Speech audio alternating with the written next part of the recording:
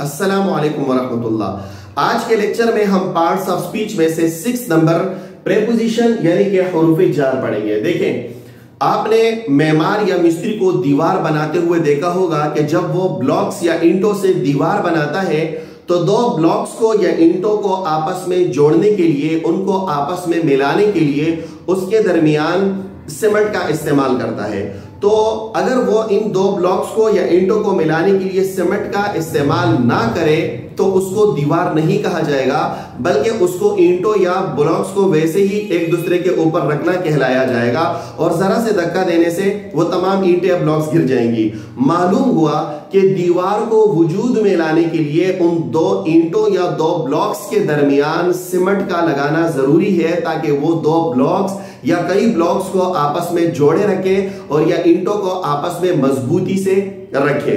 बिल्कुल इसी तरह जैसे कि दो ब्लॉक्स को मिलाने के लिए सीमेंट का इस्तेमाल जरूरी है, बिल्कुल इसी तरह इंग्लिश लैंग्वेज में भी कुछ अल्फाज और कुछ वर्ड ऐसे हैं जो सेंटेंस के अंदर, जुमले के अंदर ही छोटे छोटे इंफॉर्मेशन और मालूमात को आपस में कनेक्ट करने के लिए इस्तेमाल होते हैं और दो नाउन्स को या नाउन्स या प्रोनाउंस को आपस में जोड़ते हैं और उसको जोड़कर सेंटेंस और जुमला वजूद में आता है। देखिए, मैं इस और ऐसे अल्फाज जो इस तरह सेंटेंस के अंदर दो नाउन्स को आपस में जोड़े या दो प्रोनाउन को आपस में मिलाए उसे कहते हैं प्रेपोजिशन। देखिए, हम जरा की मिसाल पढ़ लेते हैं। The book is on the table, ठीक है, on the table। यहां देखें कि भाई किताब वो टेबल या मेज के ऊपर है। अब इस मिसाल में टेबल को बुक के साथ जो मिलाया है और इन दोनों के दरमियान जो रिलेशन, जो मजबूती, जो ताल्लुक पैदा किया है वो ऑन प्रीपोजिशन ने पैदा किया है और ये ऑन ही बता रहा है कि ये बुक का होना ये टेबल के ऊपर है। अगर मिसाल के तौर पर हम दरमियान से ये ऑन हटा दें तो ये बन जाएगा the book is the table, कि बुक यानी किताब ये मेज या टेबल है। तो बुक टेबल तो नहीं है ना, बुक एक अलग चीज है, टेबल अलग चीज है।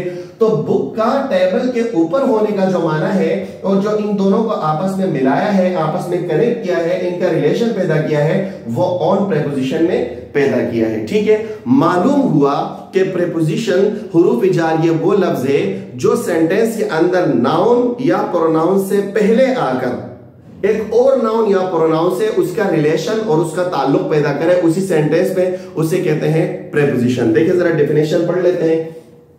Preposition is a word, preposition वो लफ्ज है which is used before noun और प्रोनाउन, जो कि नाउन या प्रोनाउन से पहले इस्तेमाल होगा, नाउन या प्रोनाउन से पहले आएगा। किस बात के लिए भाई, क्यों आएगा?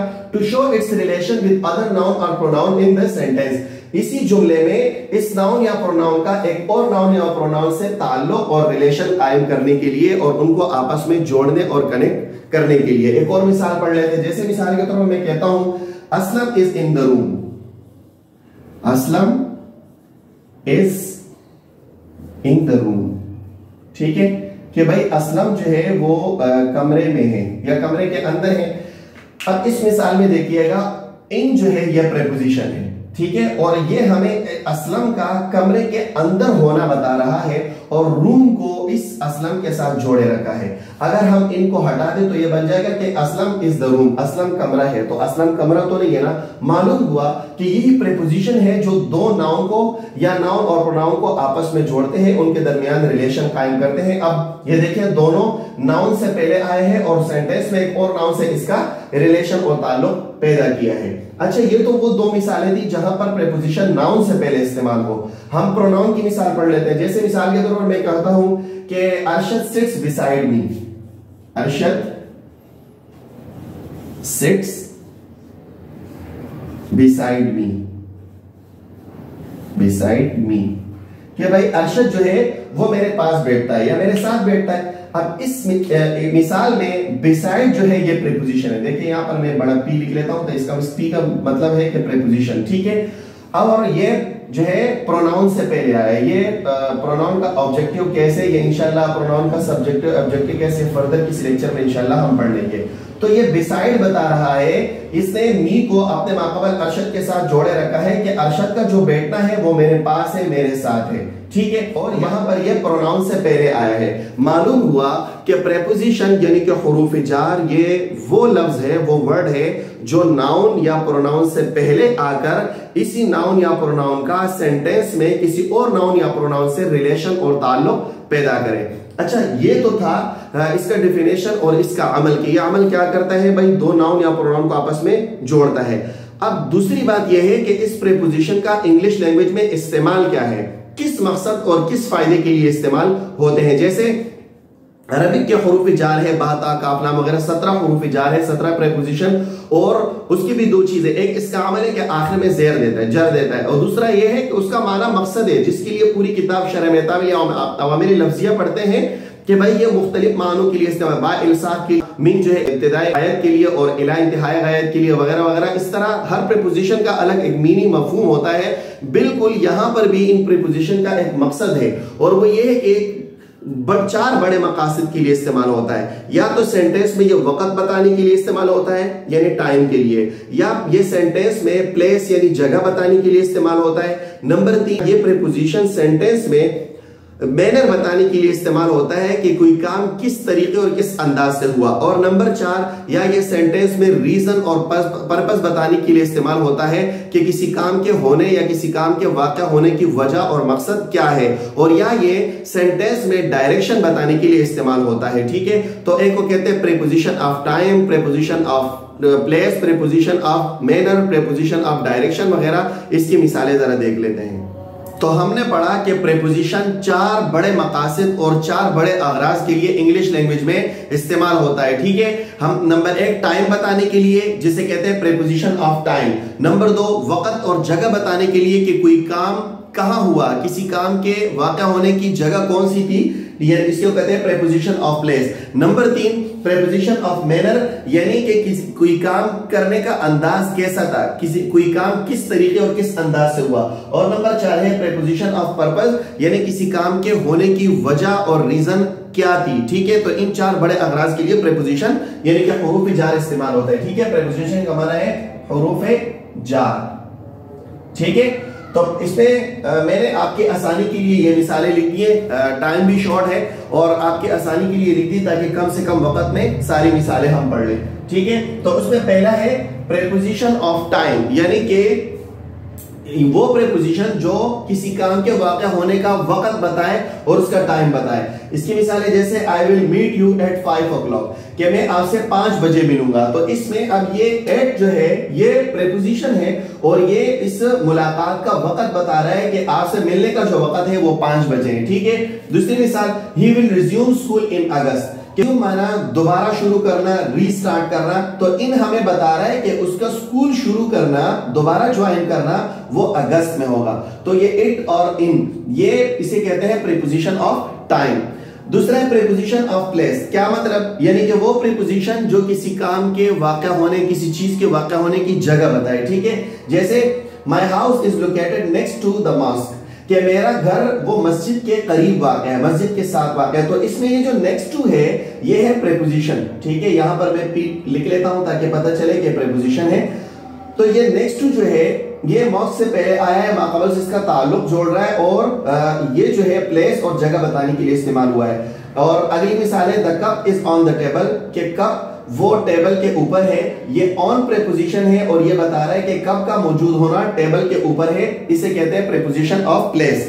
अच्छा, तीसरा है प्रीपोजिशन ऑफ मैनर। इसका मतलब ये है कि वो प्रीपोजिशन, वो हुरूफ जार जो ये बताए कि किसी काम के करने का अंदाज कैसा था, किस तरीके से कोई काम वाक़या हुआ।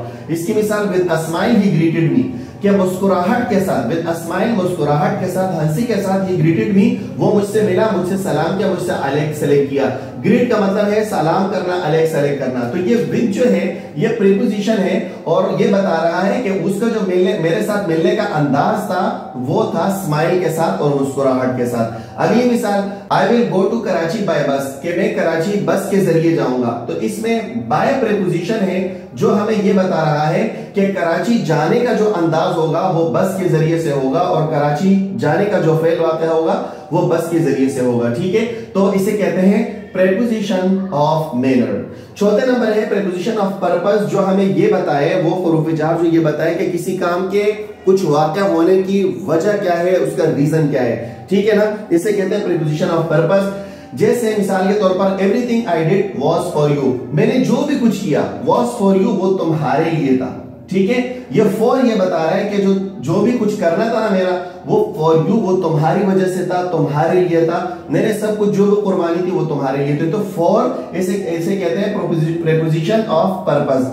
और अगली आखिरी मिसाल है I am looking for a job, कि मैं जॉब तलाश कर रहा हूं। तो ये फॉर जो है ये प्रेपोजिशन ऑफ पर्पस है और ये बता रहा है कि जो तलाश करना है, ढूंढना है, ये जो तलाश जारी है, ये फॉर अ जॉब, ये मुलाजमत के लिए है, जॉब के लिए है। अच्छा, एक और भी प्रेपोजिशन है जिसे कहते हैं प्रेपोजिशन ऑफ डायरेक्शन, ठीक है। डायरेक्शन क्या मतलब, यानी वो प्रेपोजिशन जो हमें रुख बताए, सिमत बताए, ठीक है, रुख या सिमत बताए, ठीक है, कि किसी काम को होने का जो रुख और सिमत है वो कहां है। अच्छा, इसके लिए लिख लेता हूं वजह, और मैनर का माना अंदाज, ठीक है, या तरीकाकार, ठीक है, और जनाब टाइम माना वक्त, जो वक्त बताने के लिए हो, और प्लेस जगह बताने के लिए हो। मैं भूल गया था लिखना। अच्छा, तो डायरेक्शन की क्या मिसाल होगी, जैसे मिसाल के तौर पर मैं कहता हूं कि the boys played around the lake, ठीक है, कि भाई बच्चों ने अराउंड द लेक, झील के इर्द गिर्द खेला।